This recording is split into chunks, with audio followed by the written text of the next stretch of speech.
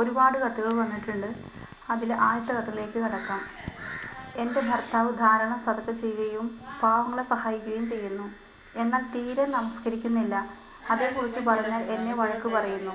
ഭർത്താവ് നമസ്കരിക്കാത്തതിനാൽ ഭാര്യയ്ക്ക് ശിക്ഷ കിട്ടുമോ? ഒരു സഹോദരി ഈരാട്ടുപേട്ട. എന്തെല്ലാം ദാനം ചെയ്താലും എന്തെല്ലാം സൽസ്വഭാവം പ്രകടിപ്പിച്ചാലും സ്വർഗത്തിന്റെ താക്കോൽ നമസ്കാരമാണ്. താക്കോലില്ലാതെ എങ്ങനെയാണ് സ്വർഗം തുറക്കുവാൻ സാധ്യമാവുക? അതുകൊണ്ട് നമസ്കാരമില്ലാത്ത ഭർത്താവിന്റെ രീതി ഒരിക്കലും ശരിയല്ല. പക്ഷേ അയാൾ ചെയ്യുന്ന തെറ്റിന്റെ പേരിൽ നിങ്ങൾ ശിക്ഷിക്കപ്പെടുകയില്ല.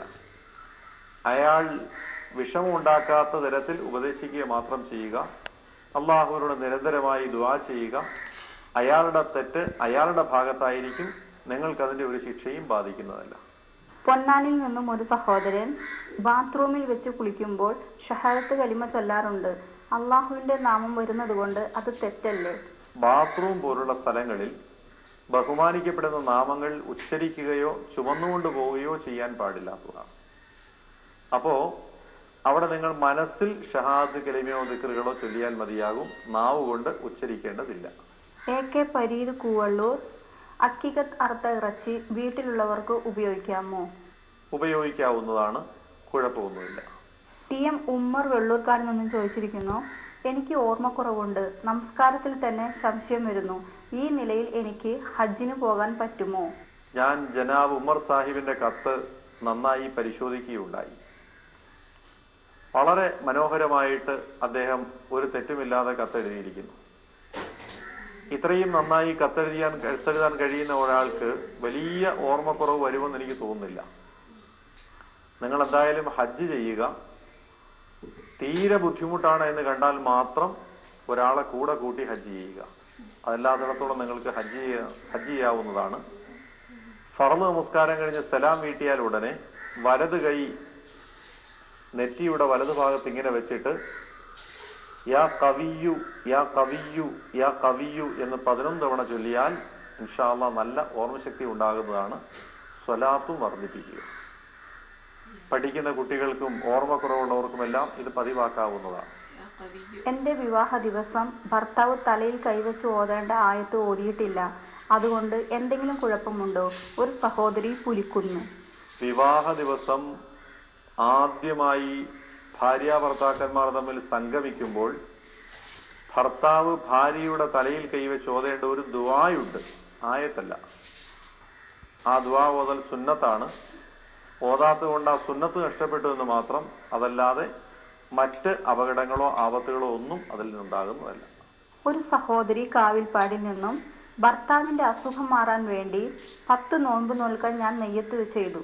അസുഖം പൂർണ്ണമായി മാറി. എങ്ങനെയാണ് നോമ്പിന് നെയ്യത്ത് ചെയ്യേണ്ടത്? ഭർത്താവിന്റെ അസുഖം മാറാൻ വേണ്ടി ചെയ്ത നോമ്പായതുകൊണ്ട്, പിടിക്കേണ്ട നോമ്പായതുകൊണ്ട് നേർച്ച നോമ്പ് എന്ന് നിയ്യത്ത് ചെയ്താൽ മതിയാകും. നാളെ അല്ലാഹു തആലയ്ക്ക് വേണ്ടി ഞാൻ നേർന്നിരുന്ന നേർച്ച നോമ്പ് പിടിച്ചു വീട്ടുന്നു എന്ന് കരുതിയാൽ മതിയാകും. വീടിന്റെ അടുപ്പ് ഏത് ഭാഗത്തേക്കാണ് വരേണ്ടത്? റസീന തലശ്ശേരി, സയ്യിദ് പൂക്കാട്ടിരി. കഴിവതും വീടിന്റെ വടക്കു ഭാഗത്തോ പടിഞ്ഞാറ് ഭാഗത്തോ അടുപ്പ് വരലാണ് ഉത്തമം.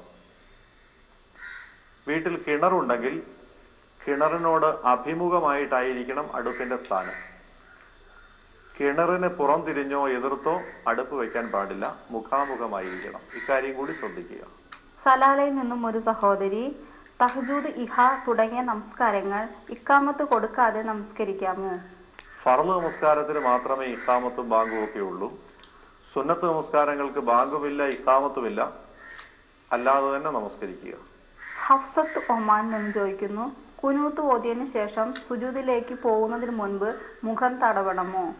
കുനൂത്ത് കഴിഞ്ഞ് നേരെ സുജൂദിലേക്ക് പോയാൽ മതിയാകും. മുഖം തടവേണ്ട ആവശ്യമില്ല, തടകാൻ പാടില്ല. നസീർ ആലങ്ങാട് നിന്നും ചോദിച്ചിരിക്കുന്നു, 6ാം ക്ലാസ്സിൽ പഠിക്കുന്ന എൻ്റെ മകൾ കടുത്ത വാശി കാണിക്കുന്നു. തീരെ അനുസരിക്കുന്നില്ല.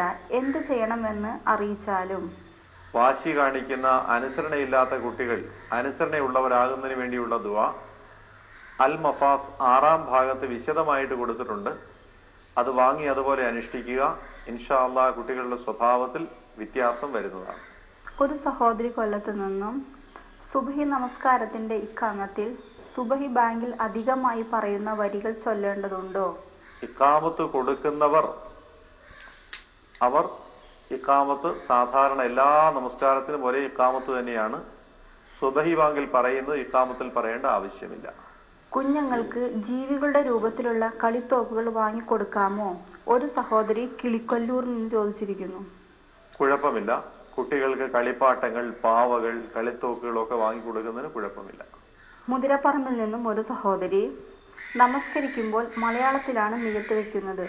നമസ്കാരം കഴിഞ്ഞ് ദുആ തന്നെയാണ് ഓതുന്നത്. എന്റെ നമസ്കാരം അള്ളാഹു സ്വീകരിക്കുമോ? മുതിരപ്പറമ്പുകാരി ഒരു കാര്യം മനസ്സിലാക്കുക. അള്ളാഹു സുബ്ഹാനഹു വ തആലയ്ക്ക് ലോകത്തുള്ള എല്ലാ ഭാഷകളും അറിയാം. അതുകൊണ്ട് മലയാളത്തിൽ നിയ്യത്ത് വെക്കുന്നതിലോ മലയാളത്തിൽ ദുആ ചെയ്യുന്നതിലോ ഒന്നും കുഴപ്പമില്ല. നമസ്കാരം കഴിഞ്ഞ് നിങ്ങൾക്ക് ആവശ്യമുള്ള കാര്യങ്ങൾ നിങ്ങളുടെ ഭാഷയിൽ അള്ളാഹുവിനോട് പറയുക. ഇനി ഒരേ ദുആ ഓതിയാലും കുഴപ്പമില്ല.